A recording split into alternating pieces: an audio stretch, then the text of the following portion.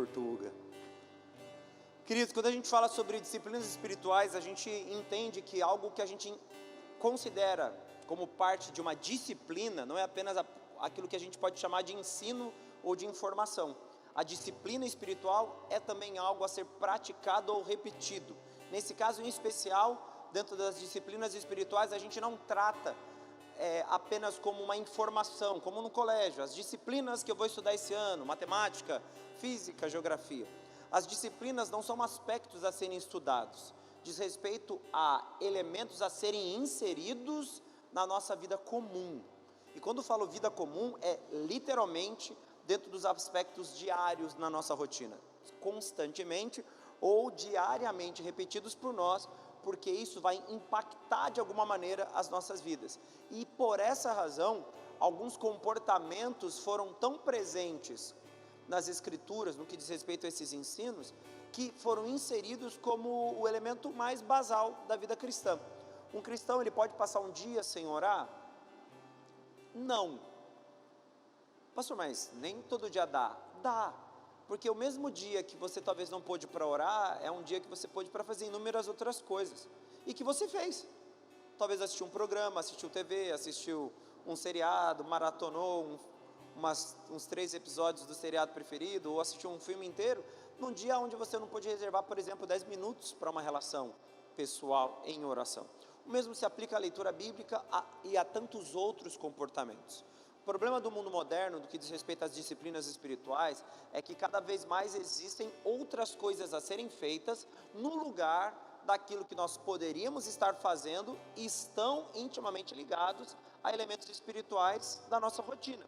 E se eu enxergar que eu possuo tempo para fazer uma infinidade de coisas, em detrimento de um momento entre eu e Deus, eu percebo que o grande problema ou a grande questão nunca foi, de fato, a falta de tempo, mas sempre foi a maneira que eu gerencio e como eu considero importante ou não esse momento espiritual ou esse tempo espiritual. Aí quando você faz esse resgate de um conceito antigo, que são as disciplinas espirituais, o que você observa é que existe algo que deve ser apresentado no nosso dia como parte dele, exatamente como o teu almoço, o seu jantar, ou o seu café da tarde, ou o café da manhã que você vai tomar quando começa o seu dia, e eles são espirituais. Da mesma forma que você possui elementos naturais e que devem te acompanhar diariamente, você tem comportamentos espirituais que devem te acompanhar diariamente. Dentro das medidas que você vai poder, ou das porções que você vai poder desfrutar, mas você necessita dele. Por quê? Porque da mesma forma que fisicamente você se ocupa em algumas questões para que você se sinta satisfeito, espiritualmente você precisa se ocupar da mesma forma, para que exista a satisfação. E quando eu falo satisfação, não é sobre prazer, a satisfação é se sentir completo, espiritualmente e fisicamente. E aí a disciplina espiritual apresenta uma série de elementos que vão te auxiliar nessa construção de uma espiritualidade sadia. O primeiro dele, a gente tratou na semana passada, que é a leitura bíblica, e que deveria fazer parte do nosso cotidiano. É só a gente lembrar da fala de Deus a Josué, que não se aparte da tua boca o livro dessa lei, e que você medite nele, como parte do seu dia. Porque quando você for falar ou fazer algo, você tire como respaldo do seu comportamento aquilo que o texto bíblico ensina, porque ele se torna a fonte fundamental. Pastor, e a oração, aonde entra? A oração se transforma no que muita gente transfere a momentos de emoção, ou de efusão emocional, quando a gente fica todo empolgado, e que na verdade poderia ser tratado de uma forma muito mais simples e natural. Por quê? Porque experiências de impacto com Deus não são sinônimos de momentos afetivos ou emocionais. Experiências de impacto com Deus dizem mais respeito à convivência e relacionamento do que momentos emocionais. E por quê? Porque momentos emocionais, eles são limitados a um ambiente e eles precisam de uma influência externa para produzi-lo. Uma música certa, uma luz certa, um ambiente que promove ou de alguma forma mexe com o seu interior e faz com que as suas emoções fiquem afloradas. Nós somos pentecostais, carismáticos, cada um gosta de a nomenclatura, de criar uma nomenclatura, mas de forma geral nós acreditamos no carisma, que é a presença do Espírito e a sua manifestação, ponto. Acreditamos nisso. Só que limitar uma experiência com Deus ao momento do êxtase espiritual é roubar de Deus o seu principal papel ou sua figura de real relevância nas nossas vidas, que é um Deus relacional. Deus, ele se move em direção à humanidade desde o início da história. Por quê? Porque ele quer se relacionar conosco. Parte desse conceito relacional se apresenta por meio das intervenções divinas, que são grandiosas e poderosas, mas entenda, toda intervenção divina não se finda na intervenção, e nem porque ele quer gerar um impacto em você, uau, que coisa grandiosa, é porque na verdade o que Deus quer é buscar um caminho para que uma relação seja construída, ou seja, Deus repete, ou melhor dizendo, ele continua realizando exatamente aquilo que ele já fez. E o que Deus já fez? Se a gente for tirar a partir dos textos do Antigo Testamento e usarmos todas as grandes manifestações de Deus, milagrosas e poderosas do Antigo, para entendermos Deus, nós vamos entender algo muito precioso. O que Deus fez a partir da saída da humanidade do Éden, não é outra coisa senão reproduzir o que ele já fazia na viração do dia. E o que Deus fazia na viração do dia? Ele descia e se relacionava. Como? Ele conversava. Era uma relação entre o homem e Deus. A viração do dia representava, no final da tarde, lá para 5, 6 horas da tarde, então esse horário Deus desce na terra, relaxa, que Deus está em todos os lugares, Ele é onipresente. Não precisa orar 5 horas, 6 horas da tarde, porque Deus é Deus em qualquer horário do dia, tá? Relaxa e calma. Pastor, meu Deus, eu não vou poder orar nesse horário, então eu vou perder Deus, então é só amanhã que eu oro.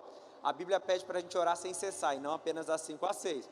Mas usando como identificação a experiência física, porque a gente pode considerar que Deus de forma literal descia na viração do dia. Era possível vê-lo, e não apenas ouvi-lo. Então quando ele vinha na viração do dia para ser visto por Adão e Eva, ele vinha porque ele queria uma relação. O quê? Contato direto.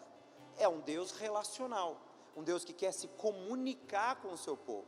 Só que naquele momento, quando Deus descia na viração do dia e conversava com Adão e Eva, nós diríamos que Deus estava fazendo o quê? Dialogando, exatamente como nós quando conversamos com alguém. Se eu agora, no final do culto, vou bater um papo com o Ronaldo, estou dialogando, eu falo, ele responde, eu falo, ele responde, ele fala, eu respondo, e aqui a gente faz uma troca, é um diálogo. Deus, ele fazia o mesmo na viração do dia, ele descia na terra. Pastor, mas de onde você tira isso? Eu tiro isso do fato de que na viração do dia Deus desce, ele chama, cadê vocês? E Adão e Eva estão escondidos.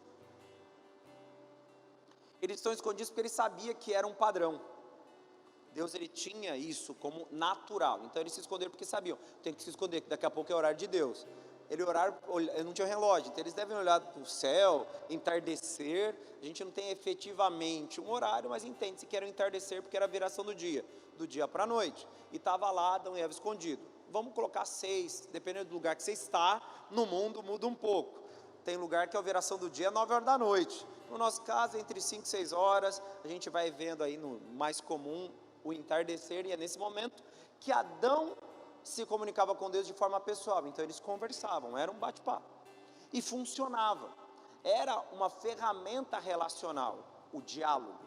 Só que quando a gente vê o homem sendo expulso do Éden, a capacidade que existia no homem, quando eu digo homem, humanidade, Adão, primeiro Adão, humanidade, texto original do aramaico, que não diz respeito apenas a um indivíduo como pessoa, mas toda a humanidade. Daquele período a gente pode se estender ao tempo presente. A humanidade tinha um padrão. Qual que era o padrão? Nós dialogamos com Deus. A humanidade foi feita para ter a capacidade de dialogar com Deus, porque isso acontecia no Éden. Aí pastor, mas fora do Éden mudou talvez a capacidade da humanidade de suportar a glória de Deus, até porque o ambiente perfeito presente no Éden não é o mesmo ambiente perfeito desse mundo. Esse mundo é caído, e nós carregamos a queda conosco. Então a humanidade pós-Éden já não é a mesma da humanidade dentro do Éden. Logo, a relação não é tão direta, até porque a gente percebe isso quando Moisés fala sobre ver a Deus, e Deus fala que é impossível vê-lo, que todo aquele que o viu morreu. Então, o que Moisés tem é o privilégio de vê-lo pelas costas, não mais do que isso, porque todo mundo que se conecta visualmente com Deus, morre. E a gente sabe disso no Novo Testamento, porque todos aqueles que foram até Cristo e o viram, morreram. Porque morreram para o mundo e nasceram para uma nova vida. É uma morte, e nesse caso de natureza espiritual, morreu-se a velha criatura para que uma nova criatura viesse e assumisse o controle. Essa nova criatura é o que? É o homem recriado, o homem espiritual, aquele que foi mudado por Cristo, por meio da revelação do Evangelho, que é a conversão, ponto. Mas pensando sobre os aspectos relacionais, o que a gente percebe? Que Deus fazia e Ele deseja que façamos. E hoje é possível vê-lo? Não. Podemos nos sentar na varanda de casa e falar: Senhor, vem tomar um café comigo? Não. Essa relação direta não ocorre. E aí a gente criou o quê? Outro termo. Qual é o termo que se aplica àquilo que a gente chama de diálogo nas relações humanas, e era o que havia de comum entre Adão e Deus, ou a humanidade e Deus, e que hoje não ocorre? É a oração. Ela tem a mesma premissa. Aquele que ora, ele na verdade estende um diálogo. A gente, óbvio, vai espiritualizar a coisa, como se a oração fosse algo muito mágico e incomum, é algo muito grandioso. Concordo que seja, porque a oração diz respeito a falar com Deus. Mas a origem da oração, na verdade, se dá no aspecto comum de diálogo diário entre Adão e Deus. E que Deus vinha para conversar com eles. Esse diálogo se estende no pós-queda como aquilo que fomos chamados a fazer diariamente, que é orarmos a Deus, a fim de que haja uma conexão relacional. E por que uma conexão relacional com Deus é tão importante? Estão comigo, amém ou não? Olha a plaquinha, amém ou não? Eu falo isso direto. Eu só não acho justo a questão do retorno, mas enfim. Há uma questão relacional, porque Deus, ele se move dentro dessas figuras. A oração, ela não perde esse papel. O problema é que nós transformamos a oração como uma única forma de fazermos petições a Deus. Então, a visão comum é que aquele que ora, na verdade, se aproxima de Deus a fim de obter algo. Mas a oração não surge na história da humanidade como um recurso para se obter algo. A oração é um recurso relacional. Por quê? E aí entra o grande mistério do porquê a oração tem que estar presente nas nossas disciplinas espirituais. A oração precisa estar presente nas nossas disciplinas espirituais pela razão mais óbvia do mundo.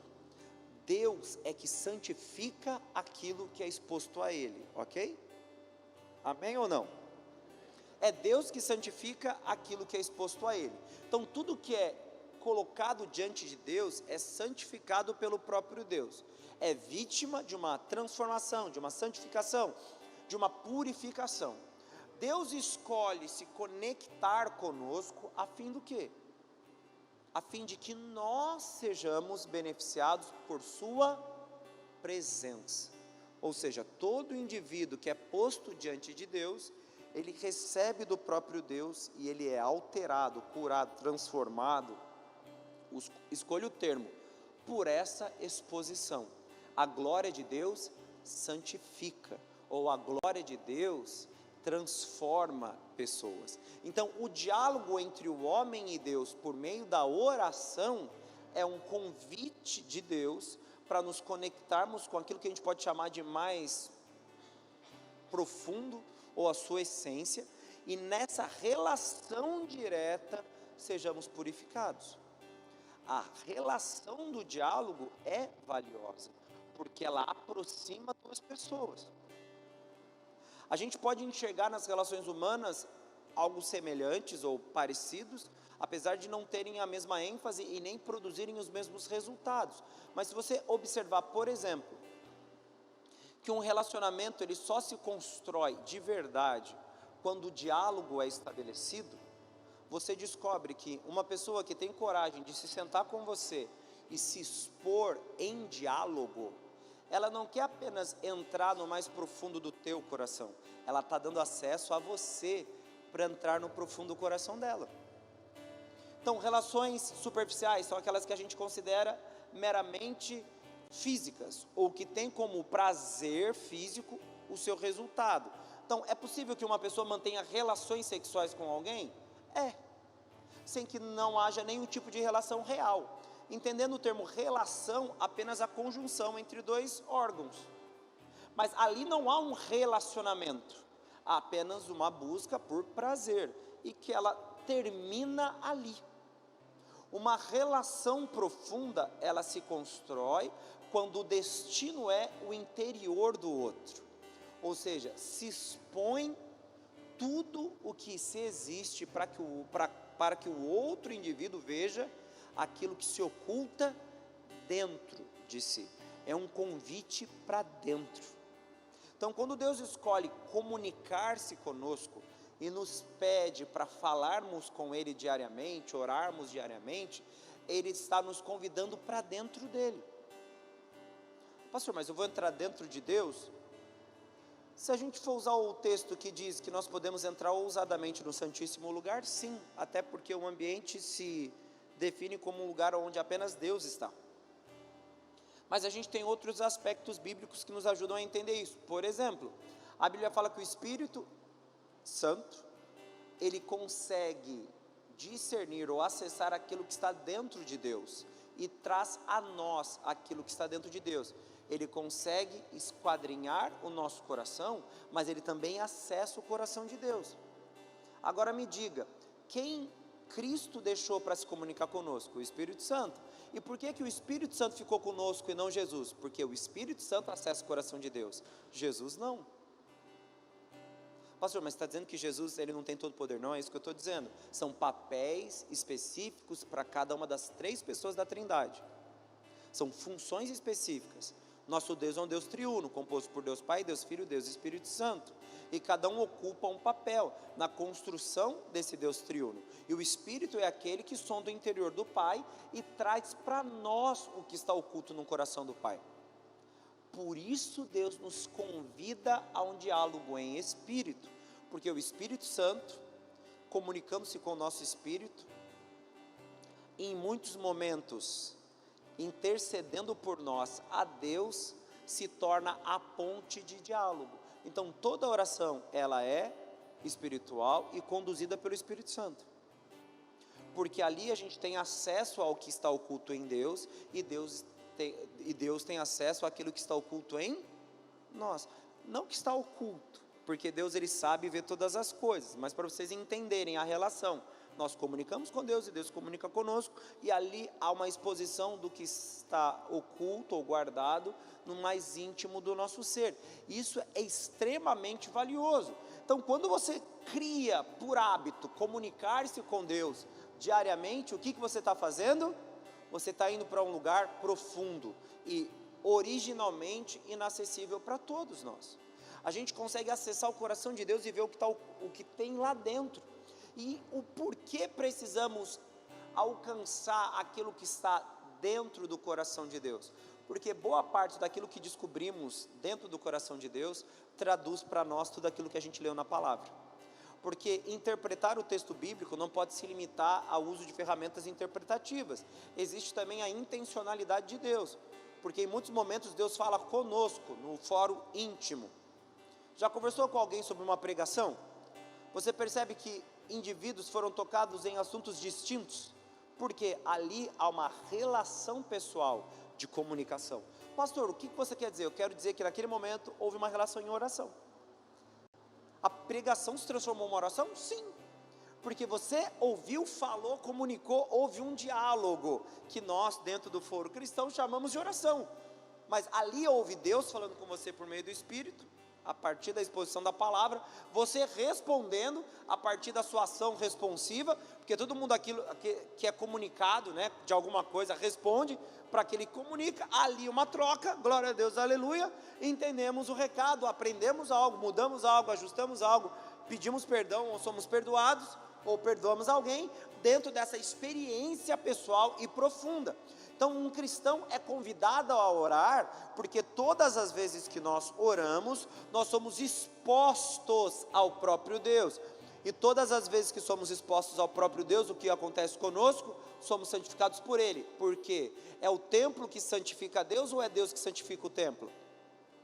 Até onde eu sei, a Bíblia diz que é Deus que santifica o templo. Você quer ser santo, então tenha Deus em você.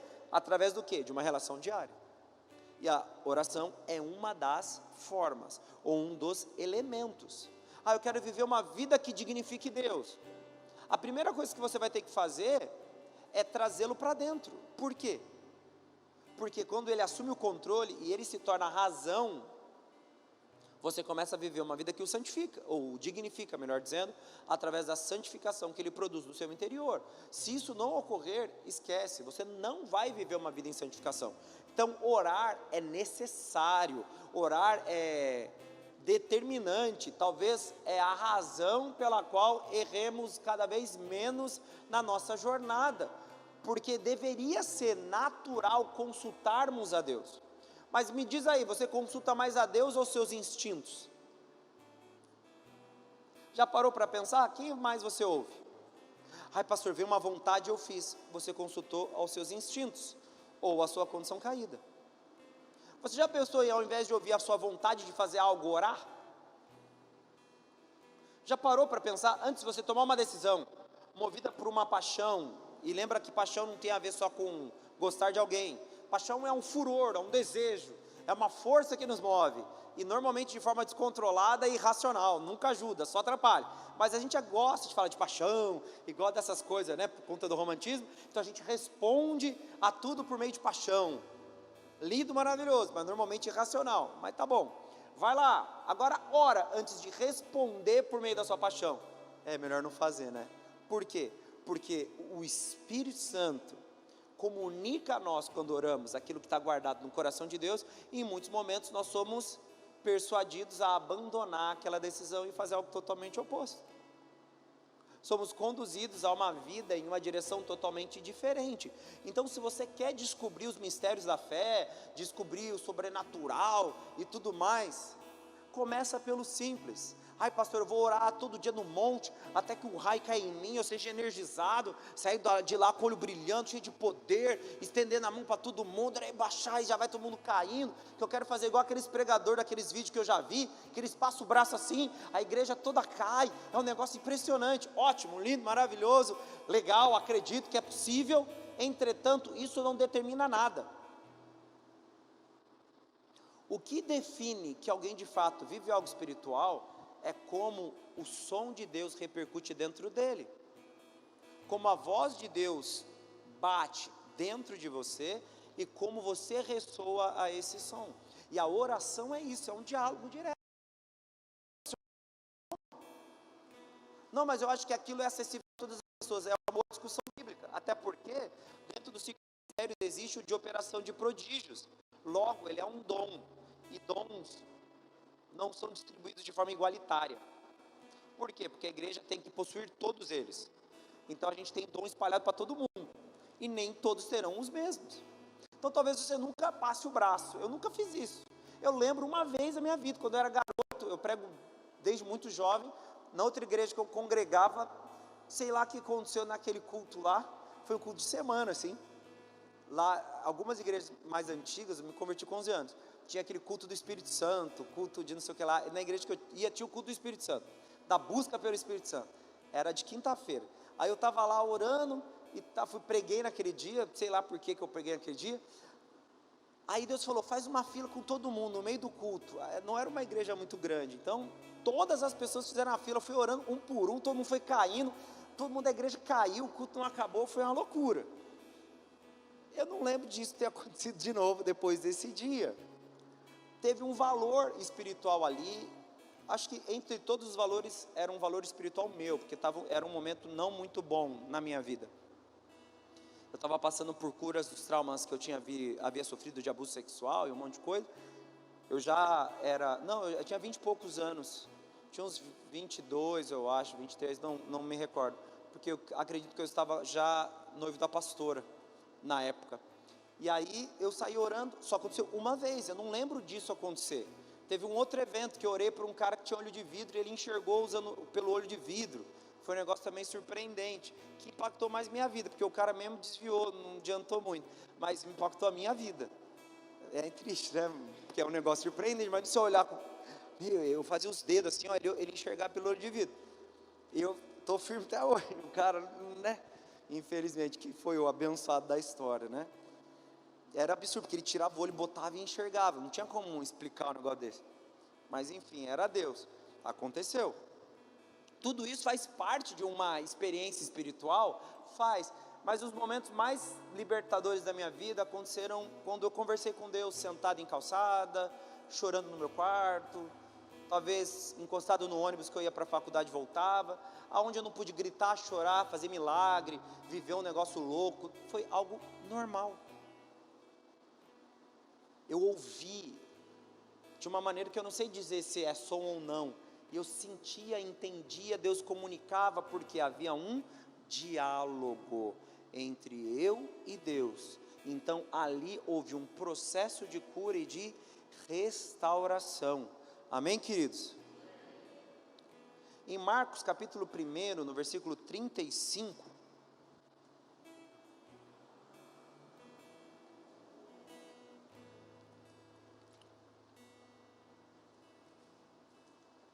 diz assim, Marcos 1:35, segundo o Evangelho.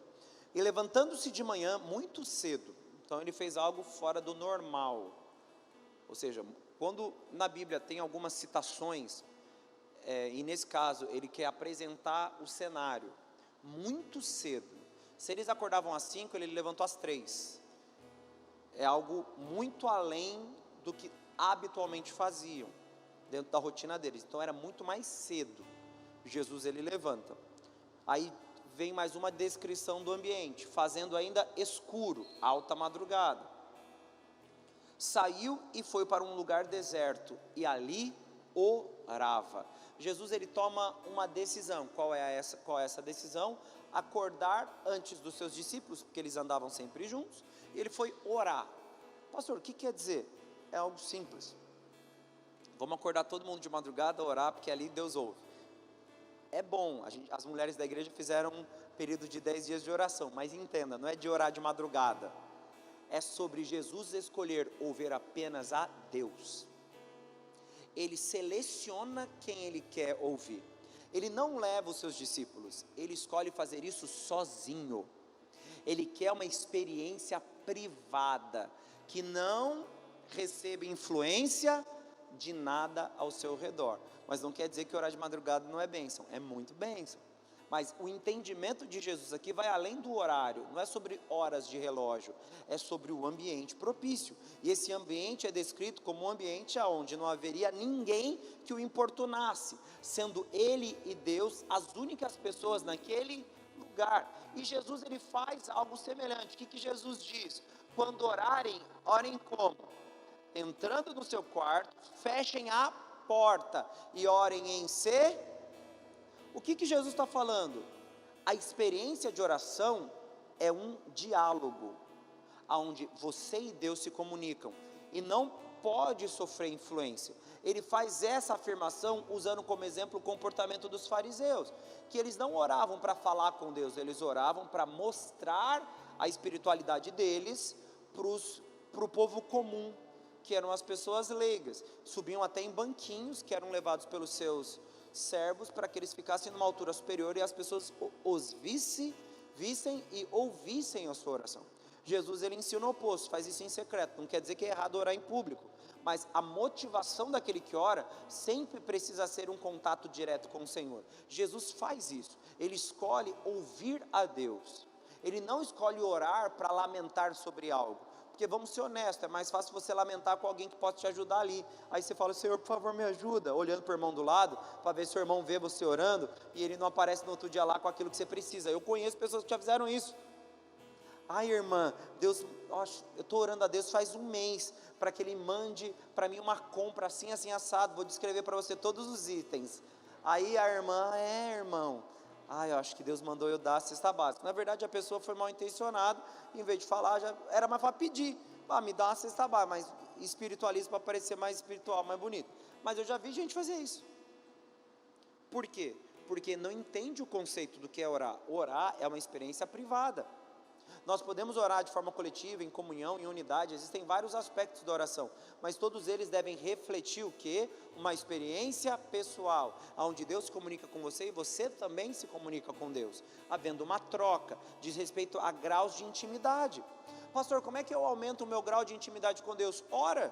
Como é que eu vivo algo mais profundo com Deus? Ore. Como é que se ajusta a minha relação? Eu estou me sentindo frio. Ah, você está se sentindo frio? O que você tem feito? Ah, eu tenho ficado em casa, um tempo meio cabisbaixo. Se você quer mudar o seu estado de frieza, seja exposto àquele que pode alterar a sua vida. Ai, pastor, mas eu não sei orar. Mas você sabe falar mal dos outros, fazer fofoca. Tem um monte de coisas que você sabe fazer falando. E a gente não pode deixar de entender que a experiência com Deus, o diálogo, a oração, não é outra coisa senão uma conversa. Ai, pastor, mas quais são as palavras que eu deveria usar? Usa as mais honestas possíveis. Porque de verdade não adianta você criar as palavras bonitas. Deus não vai ouvir o que você fala, Ele vai ouvir o teu coração. É sobre sondar o teu interior. O falar com a boca é muito útil para nós, como exercício. Mas o que Deus faz é sondar as palavras que falamos. Aí Deus não ouve o que eu digo? Ouve, mas Ele traduz tudo que você diz a partir daquilo que você oculta dentro de si. Por isso que Deus não pode ser enganado. Ele sabe o que permeia o seu interior, e não aquilo que sai da sua boca. Por isso que uma oração não é apenas recebida por Deus, ela é interpretada por Deus, por meio daquilo que Ele sabe de você, e que você oculta de si mesmo, ou às vezes do próprio Deus. Então, um aspecto necessário da nossa vida de oração é definir: eu oro porque eu quero me comunicar com Deus. A minha oração diz respeito a um momento ou a um período de relacionamento, interação direta, eu e Deus nos comunicando. E Deus pode, depois que você ora, se aproveitar de qualquer situação da sua vida ou da sua rotina para responder as suas orações. Porque Deus responde orações. Teve uma irmã que veio, acho que na semana passada, na quarta-feira, ela testemunhou no final do culto para mim. E eu brinquei falando: pessoal, se você tiver na bolsa, na sua bolsa, feijão, Deus também está olhando e quer que você entregue ali na assistência, porque a gente está precisando de feijão, eu acho, para terminar umas cestas ali. Eu brinquei e falei que era feijão. No final do culto ela vem chorando, fala: pastor, ela estava com uma bolsa cheia de feijão, e mostrou para mim a bolsa. Ah, pastor, você viu? Não vi, porque ela chegou depois, eu a conheço, ela chegou depois. Ah, pastor, mas que milagre é esse? Nem é milagre, não para mim, porque à tarde ela tentou entregar em um determinado lugar que estava fechado. Ela falou: Senhor, o que eu faço com esse feijão? Eu tenho que dar um jeito de entregar ele hoje. No culto eu brinco, falo sobre o feijão na bolsa, que era uma bolsa mesmo, normal, bolsa feminina, e ela entrega o feijão. Para mim significou nada, mas significou para ela, porque Deus ouve ela, até numa fala despretensiosa que diz: Senhor, o que eu vou fazer com isso? Eu preciso entregar, eu queria entregar isso hoje, de uma vez, para não ficar muito tempo comigo, para eu não me esquecer. E Deus a responde, num aspecto bobo, e Ele respondeu de forma meio que até simultânea, porque foi no mesmo dia, no período da tarde. Isso é importante, porque a gente começa a perceber que Deus ouve aquilo que está no nosso coração, e o diálogo, ele é um diálogo contínuo, onde há sempre uma relação de mão dupla. Você fala e Deus devolve. E que nesse caso foi num culto que ela veio, aí tal, falou sobre a bolsa, e ela aparece com uma bolsa marrom, lá com um monte de feijão, e entrega o feijão na assistência social. Pastor, mas isso é milagre? Para alguém que talvez tenha dúvida de que Deus ouve, é um grande milagre. Não para assistência social, ou para a igreja que vai melhorar a cesta básica, mas para alguém que tem dúvida: será que Deus me ouve? Ali ela teve a certeza de que Deus ouvia, e principalmente, como foi importante, porque ela chegou emocionada, chorando, que Deus ouviu ela orando, num aspecto bobo, talvez trivial, mas importante, porque define para nós, em um exemplo prático. Se ela estivesse aqui, eu até apontar ela. para mostrar para vocês que não é falatório, porque normalmente a gente fala as coisas e nunca tem a pessoa ali, né? Sempre o líder religioso conta uns testemunhos muito louco, mas quem é? Uma pessoa lá de sei lá onde, né? Um dia vocês vão ver, nunca vê, mas nesse caso específico ela é a nossa amiga aqui da igreja. Então você percebe que a oração ela tem esse poder. Então torná-la parte das nossas disciplinas espirituais não é dizer eu oro porque eu tenho que cumprir os mantras da minha religião. Não, eu oro porque Deus se comunica comigo por meio disso. E quando eu escolho me desconectar desse mundo para me conectar com Deus, é porque eu tenho certeza de que Ele se comunica, Ele ouve, Ele fala, Ele interfere, Ele intervém, Ele faz tudo aquilo que Deus faz. Mas mais do que tudo aquilo que Deus faz, Ele cumpre um próprio texto bíblico, que afirma que a mão dele não está recolhida e nem o seu ouvido tapado. Ele está com o ouvido aberto, mas o mais especial desse texto é que Deus está com o ouvido inclinado. Não é sobre Deus ter poder de ouvir, é Deus ter o ouvido inclinado para a nossa oração. O que é alguém inclinado? Você já conversou com alguém no meio do barulho? O que essa pessoa faz? Ela inclina para que você fale mais perto do ouvido dela, para que ela entenda tudo que você está dizendo. Deus faz isso.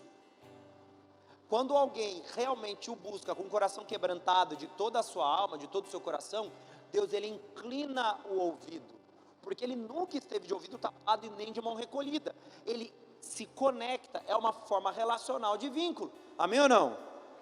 Deus ele vai lá e dá o ouvido para que você se comunique com Ele, porque Ele tem interesse em saber daquilo que você quer falar, mesmo sabendo tudo aquilo que o seu coração já produz. Lembrando que o seu coração é somente aquilo que você está pensando. Deus ouve isso.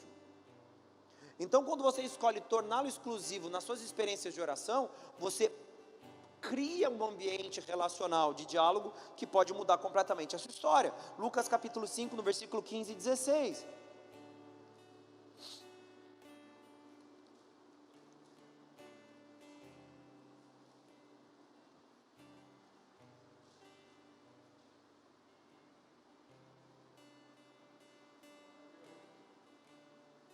Olha o que diz o texto, Lucas 5, 15 e 16.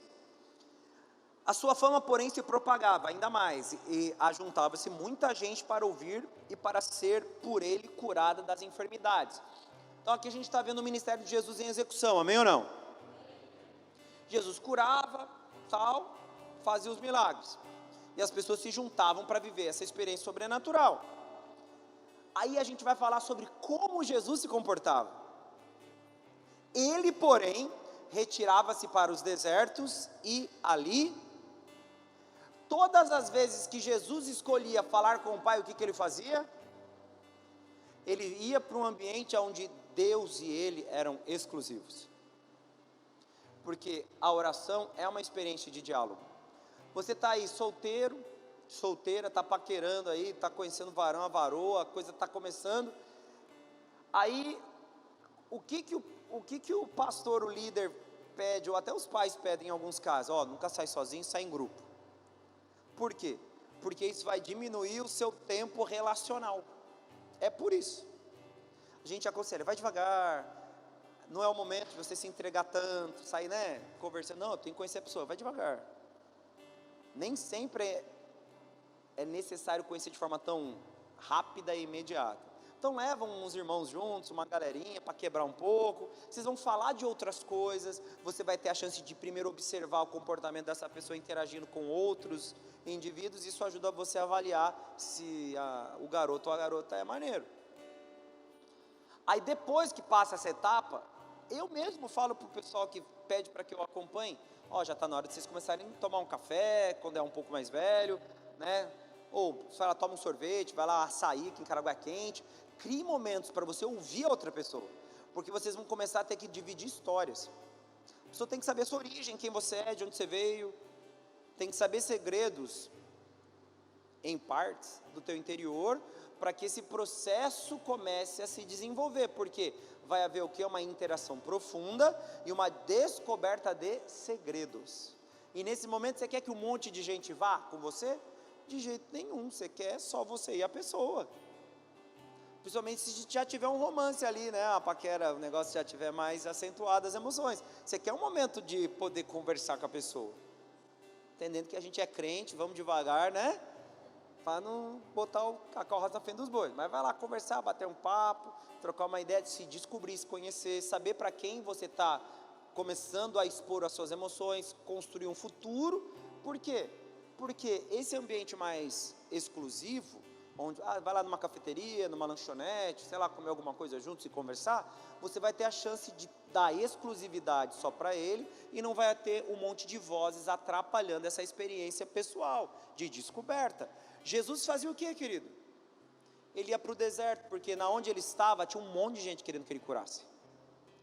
Mas eu quero ouvir o Pai, eu não quero ouvir, tô doente, me cura. O que ele fazia? Ia para o deserto, porque poucos iam para o deserto. Mas Jesus entendia ali,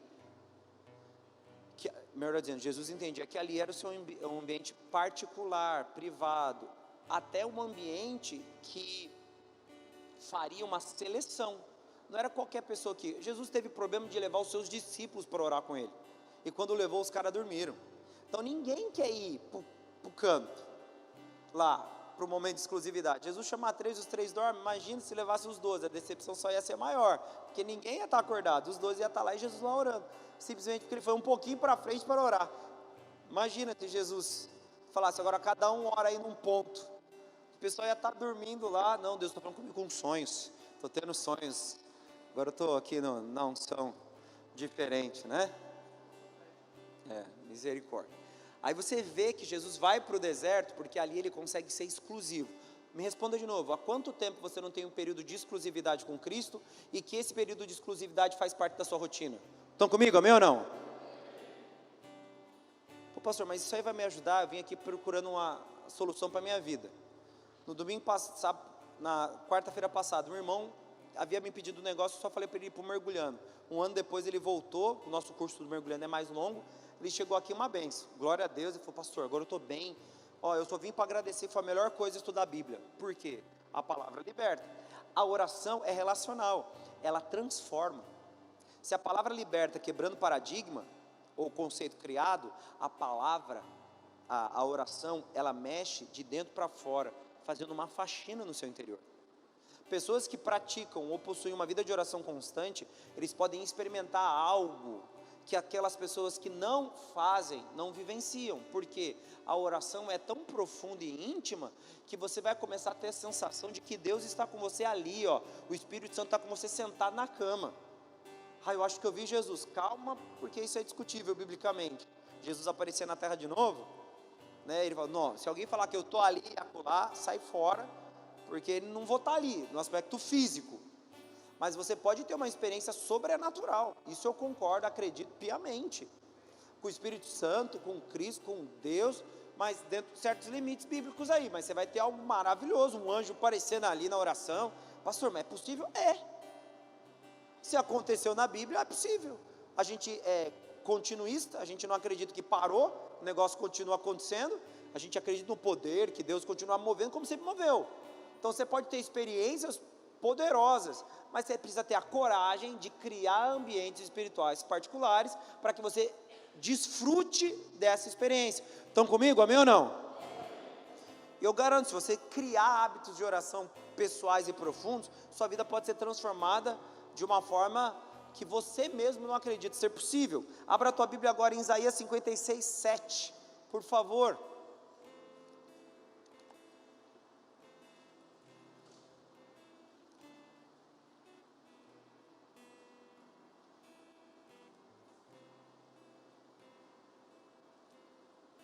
Também os levarei, Isaías 56, 7.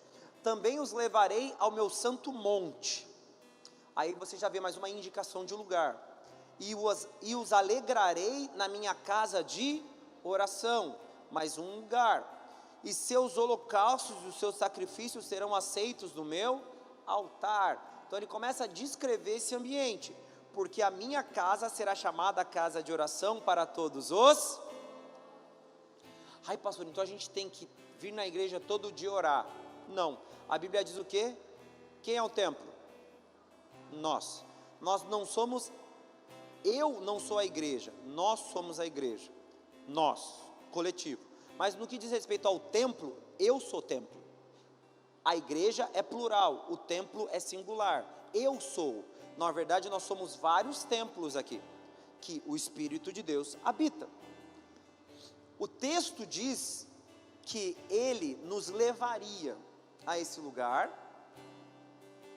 nós nos alegraríamos nesse ambiente, e ali os nossos sacrifícios de holocausto seriam, nossos holocaustos e os sacrifícios seriam aceitos.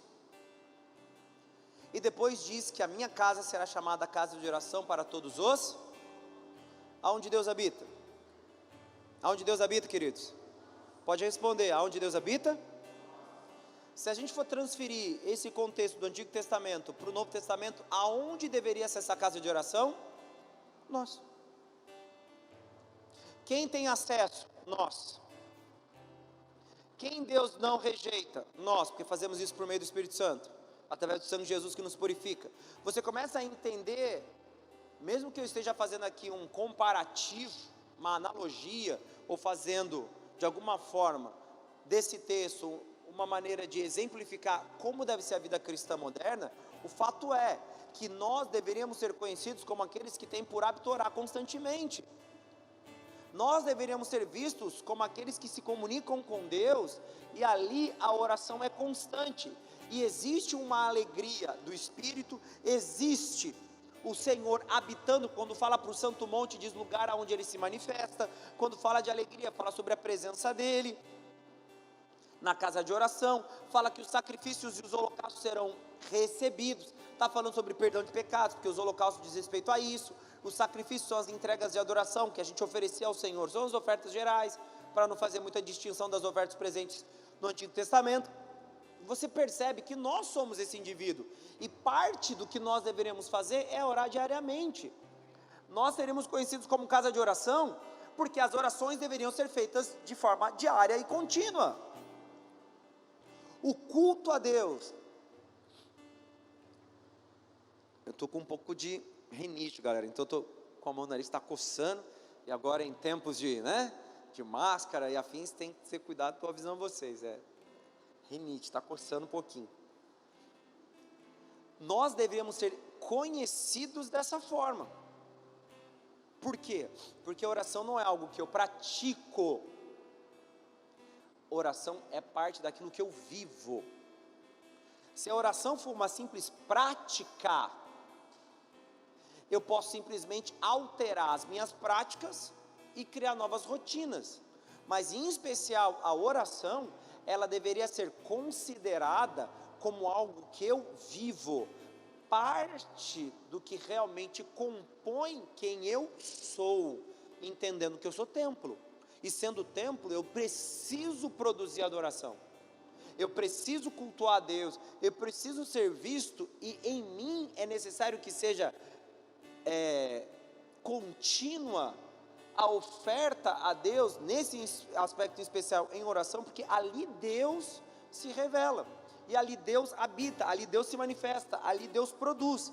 Mateus 21, 13, só que o que a gente percebe é o oposto. Se Isaías fala que Deus nos levaria para uma casa de oração, olha o que Jesus critica. Eu sei que é sobre o templo, querido, mas eu quero que você pense sobre como você tem vivido a sua vida. Em Mateus 21, 13 diz o seguinte: e disse-lhes, está escrito, a minha casa será chamada casa de oração. O que Jesus está fazendo? Jesus está fazendo um resgate do texto de Isaías, amém? A minha casa era uma casa de oração, ali deveria ser clara a experiência espiritual, de busca, de contato, de comunicação. Mas vocês têm desconvertido em covil de ladrões.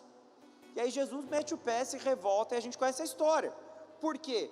Porque o ser humano alterou, o judeu alterou a função do templo. Ele fez com que o templo se tornasse um ambiente de comércio, e ali se tornou um ambiente de comércio. O pessoal ficava vendendo rolinhas, pombinhas lá, um monte de animal, um monte de coisa, para que fosse usado no sacrifício, nas ofertas de holocausto e nos sacrifícios. E o povo ganhava uma grana. Então, provavelmente, existisse ali um monopólio por parte de quem? Dos sacerdotes, dos fariseus, que estavam ali, dos grupos hegemônicos, que tinham ali um monte de camelô fazendo grana, para eles. Porque eles tanto podiam fazer o sacrifício, no caso dos sacerdotes, como eles podiam dizer o que seria sacrificado. Isso é importante vocês saberem. Os sacerdotes diziam, pode apagar não, desligar esse ar-condicionado aqui para mim, por favor. Desculpa a galera da frente, porque eu tenho problemas com o ar-condicionado, não funciona aqui bem para mim. Então, a escolha das palavras de Jesus é bem óbvia, e ela deveria ser também tratada dentro dos aspectos espirituais para nós, com o mesmo conceito de óbvio. Me diz aí, você ora? Eu não vou entrar em méritos de forma privada, eu não quero que você se exponha, mas eu quero que você reflita. Você ora diariamente?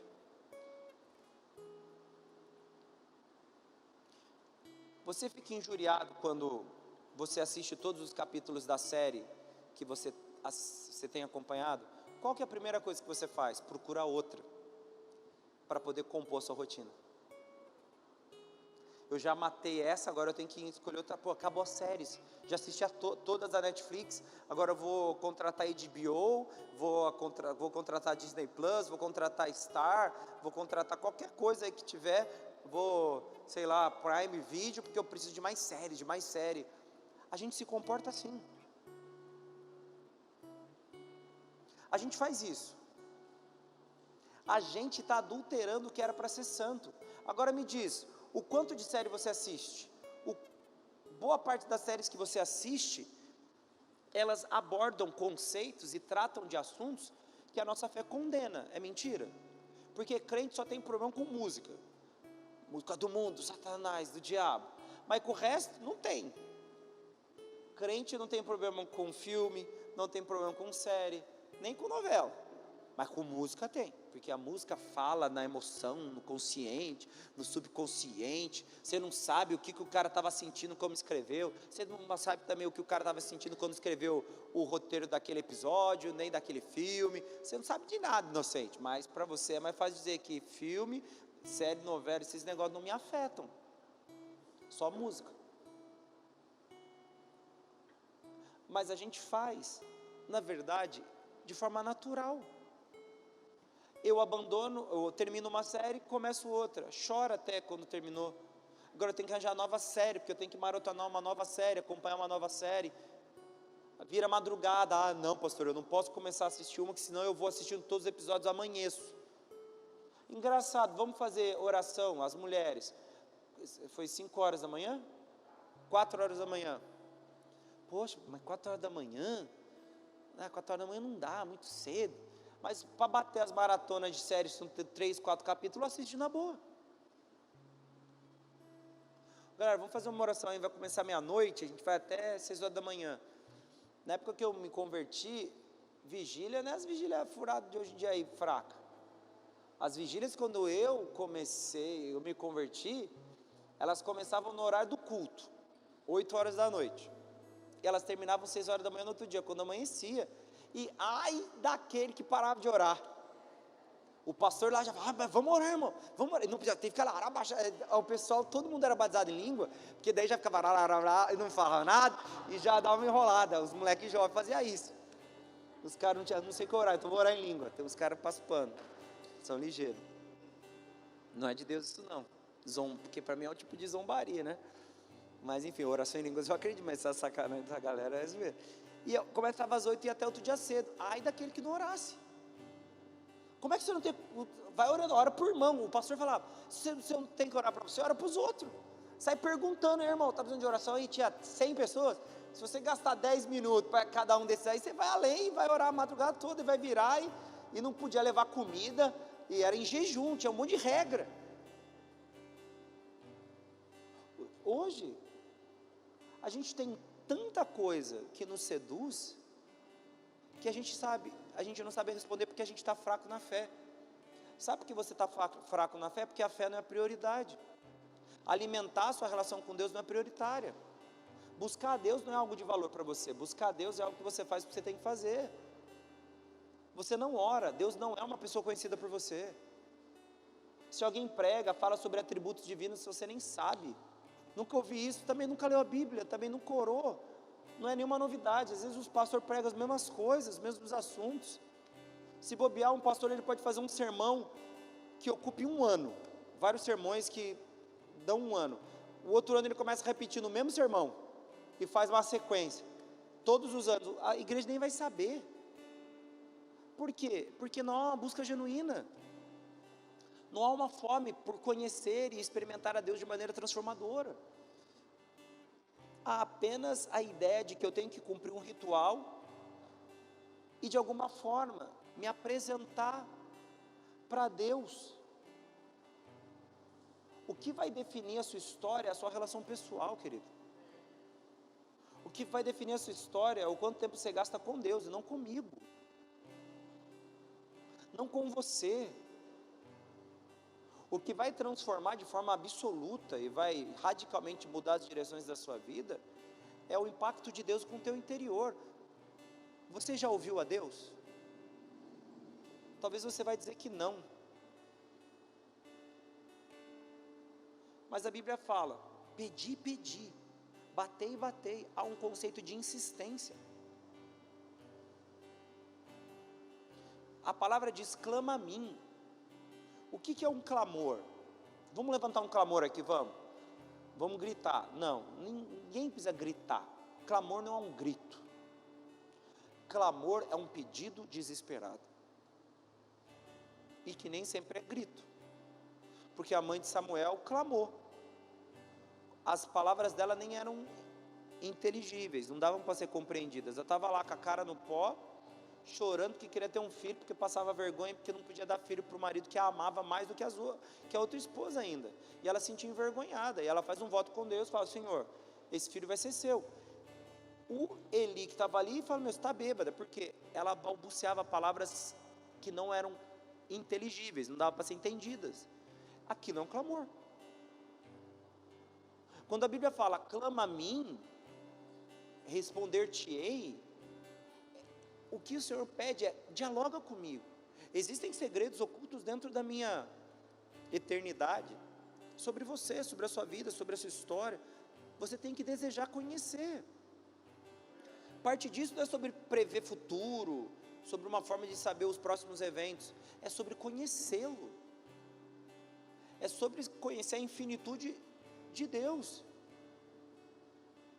Mas parece que vocês já não estão mais empolgados.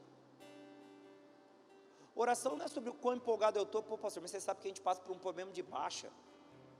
Cuidado de se abaixar demais e nunca mais conseguir levantar. Ai, pastor, é possível? A Bíblia fala que resgatar um irmão que desviou é mais difícil do que resgatar alguém que nunca conheceu a palavra. Vai abaixando para você ver aí, daqui a pouco você não levanta nunca mais, não vem falar que a culpa é minha, porque eu venho pregar aqui, venho anunciar, atendo as pessoas toda terça, eu estou me esforçando. Não é sobre o pastor que não consegue te fazer ser crente, é sobre você não querer ser crente, é sobre você não querer uma experiência profunda. Pastor, mas você teria que me fazer crente.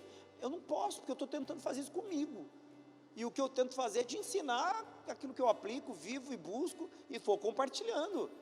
Pastor, mas o pastor te deveria. Não, é bom, deveria porque você quer, mas não, você querer também não faz diferença, porque não é assim. É sobre o quanto você deseja Ele. Até onde eu sei, a Bíblia não fala, o pastor tem que amar com toda a mente, com toda a força, para que a igreja inteira seja salva. Ela fala que todas as pessoas, de forma individual, têm que amá-lo, desejá-lo, ansiar por ele, de maneira individual, acima de qualquer coisa. A Bíblia fala de maneira individual que você tem que amar a Deus acima da tua família. Ai, pastor, acho que a Bíblia não diz isso, que isso está errado, porque eu acho que Deus não quer que eu abandone minha família.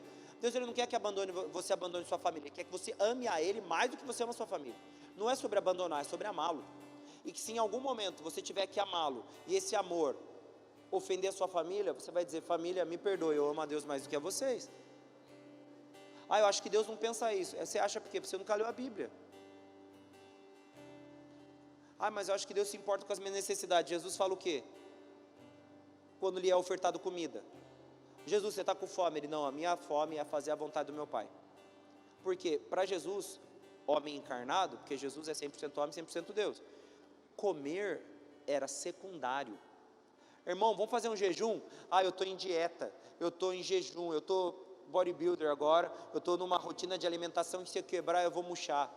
Que eu murche, que o meu braço despenque, que eu fique magro de novo, não interessa. É sobre eu e Deus, e eu não faço nenhum tipo de negócio. Amém ou não? Oração deveria ser o mesmo. Quer estar bem espiritualmente?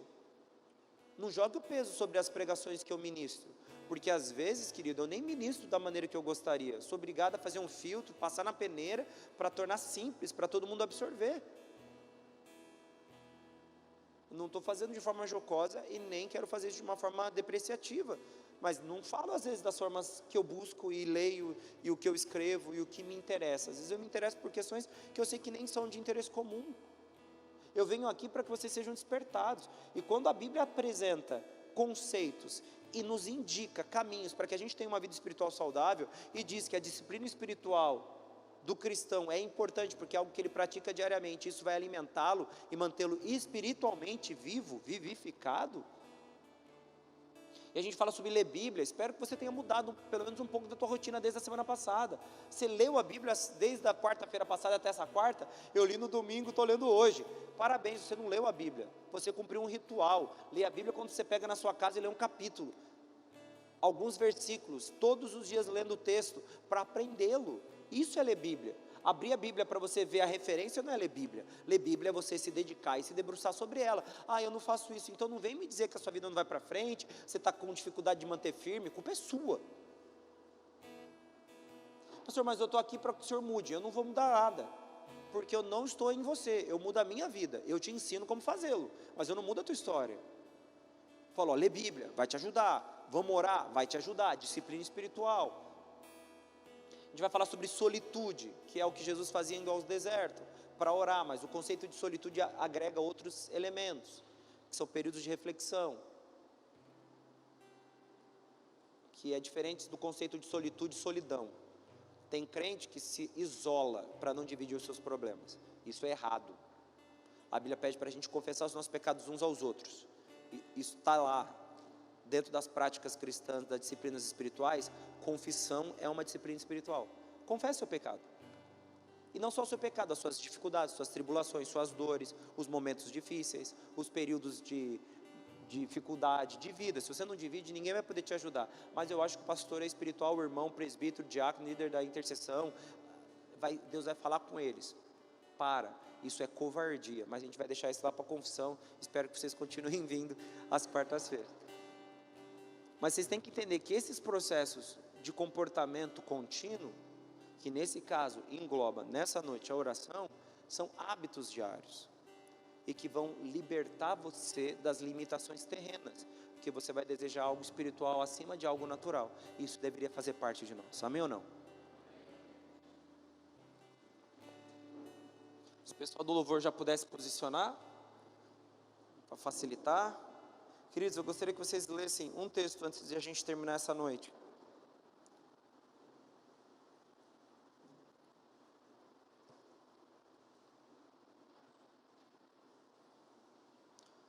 Atos 6:4.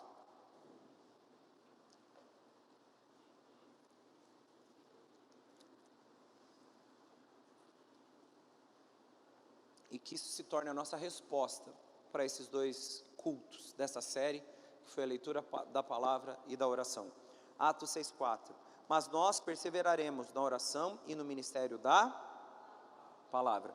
Essa foi a escolha dos apóstolos, dos primeiros cristãos, aqueles que a gente chama de cristãos primitivos, ou da igreja primitiva, que eu não concordo com esse termo. Que a igreja não é primitiva, é o início da igreja. Hoje a gente está em uma outra era da igreja. É a igreja. A igreja é uma só, é atemporal, então não é igreja primitiva. Não mudou, não tem várias igrejas, é uma só. É a igreja no começo. E qual era a confissão deles? Vamos buscar na palavra, a gente vai manter o ministério da palavra, que era o ministério de leitura e de pregação, e na oração.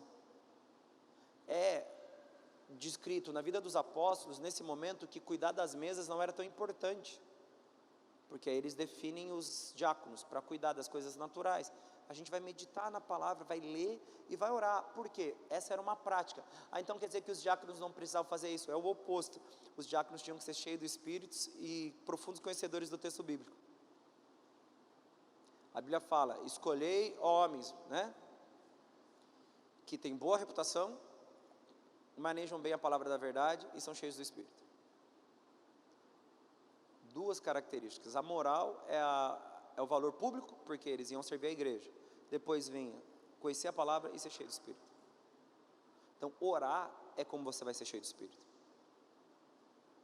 Já foi batizado nas águas, batismo do Espírito, já ora em língua, já recebeu o carisma, porque uma coisa é ser batizado no Espírito, que o batismo do arrependimento é o batismo do Espírito, porque só arrependemos por causa do Espírito Santo. E aí tem o batismo do poder, que é de Atos 2, que é a descida do Espírito sobre toda a carne, né? O momento da virtude, que são os dons manifestos. Ele nos convida a vivermos isso. Até por isso que o apóstolo Paulo perguntava, Pedro perguntava, era comum para eles: já foi batizado no Espírito? Já foi? Do Espírito Santo, desceu o fogo sobre você, para que eles pudessem ser enviados no aspecto missiológico. Vocês vão ter que fazer milagre para poder testificar da pregação. Então vamos lá, esse é o conceito dos milagres. Eles foram chamados, mas a manutenção da espiritualidade era ler Bíblia e orar. Os apóstolos se preparavam para as cruzadas missionárias deles como? Orando e lendo, orando e lendo, orando e lendo, orando e lendo. Conhecer a palavra e oração. Ai, pastor, mas eu quero ficar espiritual. Eu já sigo 20 caras no YouTube, eu já ouço 30 louvor. Ótimo, parabéns. Melhor do que assistir algumas coisas que você assiste, mas você ora e lê a Bíblia. Não, isso aí não estou fazendo. Inútil, fica ouvindo os caras. A única coisa que você está fazendo é aprendendo a linguagem e reproduzindo. Você vai entrar no dialeto do perfil dessa galera e vai repetir como se você fosse espiritual. Tem um negócio que eu vejo que a maioria fala: uau, tudo é uau, tudo é Deus, uau, uau. Eles fazem uau para tudo. Eu nunca fiz isso. Não sei se depende do lugar, mas as pessoas falam uau, tipo para falar que Deus. Os crentes antigamente falavam glória, glória a Deus, aleluia, desce fogo, amém, terra. Agora é uau. É um novo dialeto de crente moderno. Só. Não é espiritual, menos espiritual, não é nada. É linguagem. E aí a galera aprende. Aí se veste parecido, se comporta parecido, porque acha que isso é espiritualidade. Espiritualidade é ler Bíblia e orar. Isso deveria ser uma prática contínua e diária. Amém ou não, queridos? Vocês que estão vindo na quarta para os cultos, a gente está tentando lapidar a história dessa igreja e vocês têm vindo buscar isso. O meu papel pastoral é auxiliá-los nesse processo de amadurecimento. Então, vocês que têm vindo buscar, a gente vai discutir ainda muito sobre disciplinas espirituais, né? Existem mais algumas noites sobre isso. Então, que vocês continuem vindo, mas não façam apenas de vir e ouvir. Venham, opa, minha oração está fraca, vou começar a orar todos os dias. Quanto tempo? 10 minutos, 15, 5, eu não sei. É muito pessoal, mas faça isso de forma profunda. Eu vou ter que orar todo dia. Vai, Senhor, obrigado, abençoe esse dia, amém. Não tem mais nada para falar. Não, vai lá, converse com Deus, dialoga com Ele. Tente produzir razões. Você, quando está querendo ganhar alguém na conversa, você inventa assunto. Você inventa, você começa a criar coisa. Eu tenho que manter essa pessoa perto de mim, para não ir embora, porque acabou o assunto. Ninguém quer ser desinteressante, né? Se você está conhecendo alguém, você quer ser interessante. Você faz de conta que conhece de tudo. Astrofísica, inventa os negócios loucos lá, só para a pessoa se interessar por você. Com Deus não é diferente, não que Deus não tenha que ser convencido, Ele quer estar. Então abre o coração, rasga a tua alma, resgata coisas que você não divide, dialoga com Deus, e que o processo de cura às vezes acontece nesses momentos. E a leitura bíblica é diária, então faz assim, começa sua manhã, eu vou ler um capítulo, tá bom. Pastor, mas eu vou conseguir ler a Bíblia inteira se eu ler um capítulo por dia? Não, em um ano não, mas vai conseguir ler a Bíblia inteira, vai demorar um pouco mais. Se você for bom de leitura, 3 capítulos por dia, você lê a Bíblia inteira num ano. E aí no final de semana, você lê um pouquinho mais, para ficar tranquilo. Você vai conseguir ler em um ano. Leu 3 capítulos, que são curtos, né? Fora Salmo 119, né? Que é um pouquinho maior. Mas os capítulos são curtos, faz a leitura, ora. Faz a leitura, ora. Medita, ora sobre o texto que você leu. Fala, Senhor, traz revelação para mim, eu quero aprender mais. me dê a oportunidade para dividir isso com alguém no meu trabalho hoje, no meu colégio, na minha vida, e conversa, e deixa Deus te conduzir. Coloca isso como rotina, a partir de hoje, leitura e oração, todo dia. Não só aquela, Senhor, obrigado pelo meu dia, me ajuda aí porque eu quero ficar rico, sendo oração. Ah, Senhor, obrigado pelo alimento, amém. Isso não é oração, é ação de graça, é agradecimento. É a oração que você está falando com Deus, mas ela não tem como intuito relacionamento, é só agradecer. Oração é conversar, falar, pô Deus, eu estou afim da menina, eu estou querendo mudar de emprego, eu estou pensando em ter mais um filho, já tenho 10, estou 10 primeiro, não sei se eu devo ou não. Converse com Deus, fala com Ele. Ah não, eu estou com vontade, eu vou ter. Às vezes você está cometendo erros subsequentes, porque dá vontade, você faz. Uma coisa que eu aprendi, que vontade passa, só que arrependimento às vezes perdura, muito mais do que a vontade de cometer o erro, seja um pecado ou um erro de escolha, que não deveria ser tomado naquele momento, e você ainda tem o risco de não se arrepender com Deus, se arrepender com o mundo, e gerar no teu interior remorso, que aí vai se arrastar durante anos, talvez, vai matar você emocionalmente, psicologicamente, espiritualmente. Por que você não ora? Quer montar o seu negócio? Ora. Não, porque eu quero ficar rico, agora aprendi na internet lá, um curso que eu comprei. Rico está o cara que você comprou o curso, talvez você não fique. Você não ora antes? Converse com Deus. Eu quero trocar de carro. Use isso até nas coisas mais triviais do seu cotidiano, porque é uma forma de trazer Deus para dentro. Pastor, mas Deus está se preocupando se eu vou comprar um carro ou não? Deus está se preocupando se a dívida que você vai gerar com o carro vai matar a sua vida espiritual. Isso Deus se preocupa. Porque às vezes você fica mais preocupado com o dinheiro, se esquece de Deus. Vai ter que trabalhar igual um condenado para pagar um carro caro, uma Mercedes, que no seu caso daria para você comprar só um Palio. Não, mas eu quero meu sonho, então eu vou trabalhar, vou parar de ir na igreja, vou parar no culto, não vou ver mais meus filhos, não vou ver mais minha mulher, vou trabalhar 24 horas em 5 empregos, e eu vou viver a vida que eu sempre quis. Você não vai viver, você vai morrer, e alguém vai viver com o seu dinheiro, você não vai ter tempo para nada. Deus quer que você faça isso, Deus quer que eu seja próspero. Então, você paga suas contas? Paga. Você tem comida? Tem. Você consegue fazer as coisas que você planejou? Consigo. Então você já é próspero. Por que você quer prosperidade? Não quero, eu quero riqueza, então é outra coisa. Prosperidade e riqueza não é sinônimo. Tudo isso a gente pode orar a Deus e entender, para que a gente não morra espiritualmente no caminho. Pô pastor, você frustra a gente ver aqui para ficar rico. Eu fico feliz se você conseguir. Fique rico, abençoe, a gente tem a comunidade terapêutica, tem um monte de projeto aí que a gente quer, e precisa de gente rica aí para ajudar, por causa do dinheiro. Pastor, você quer o meu dinheiro? A Bíblia diz que o cristão tem que ser rico em boas obras, e não ser rico. Quando fala rico em boas obras, está falando dos irmãos com grana da igreja, sabia? Os enricados. Já que você tem riqueza, então que isso se transforme em alguma coisa útil. Boas obras, abençoa quem precisa, porque você mesmo já tem tudo que quer, não tem necessidade. Pastor, é assim? Tem que ler a Bíblia, orar, tudo isso vai mudar o teu coração. Pastor, mas tem a ver dinheiro? Tem bastante dinheiro, tem a ver. Romanos 12 fala sobre o dom de dar com liberalidade. E aí, é dom, faz parte da lista de dons espirituais. Dar. Tem gente que é abençoado porque dá. Pastor, não quis falar nada no dízimo oferta para falar agora. Não é isso, eu nem me importo muito com essas questões financeiras. É só para você entender que está tudo interligado. Você que gosta de conspiração, teoria da conspiração, está tudo interligado. Está tudo, uma coisa está ligada na outra. É tudo espiritual e é tudo provimento de uma vida com Deus. É resultado, oração e leitura. E sua vida se transforma pela graça de Deus de uma maneira sobrenatural. Amém, querido? Vamos ficar de pé agora no nome de Jesus?